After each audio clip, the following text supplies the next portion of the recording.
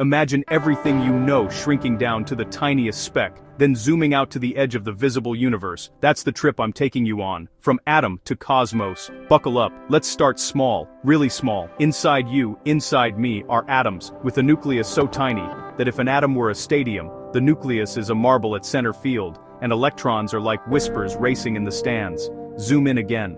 Protons, neutrons, particles so small we've never seen one alone. Back out to something we can touch.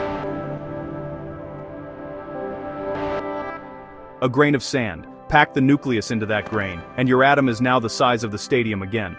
Most of matter, empty space. Mind blown already. Now scale up. A human hair is about 100,000 atoms wide.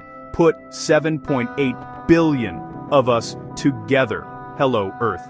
If Earth were a smooth billiard ball, Mount Everest would be barely a scratch.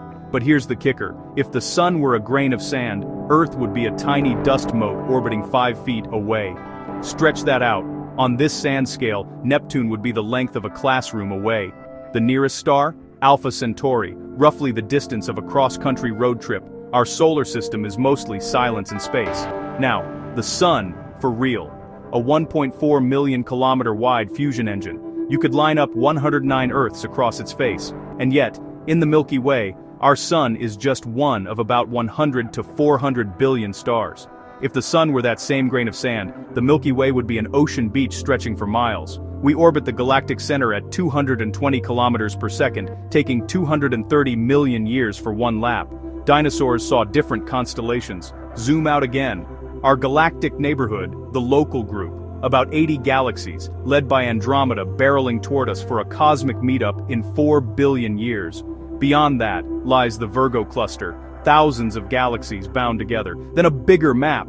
Laniakea, our supercluster, a sprawling continent of hundreds of thousands of galaxies. And bigger still, the cosmic web. Think of it as a 3D sponge made of dark matter and galaxies, with vast voids. Deserts so empty you could fit millions of Milky Ways and not hit a single star. Finally, the observable universe, 93 billion light-years across. Not miles. Light-years. The light we see from distant galaxies started traveling before Earth even existed. Here's the twist. The smallest scales whisper about quantum rules. The largest scales shout about gravity and expansion. And we, tiny flickers on a blue dot, can understand both. So next time you hold a grain of sand, imagine a sun. Imagine a beach of suns. And remember, scale isn't just size, it's perspective. From quarks to cosmic webs, I'm part of it. You are too. Keep looking up and in.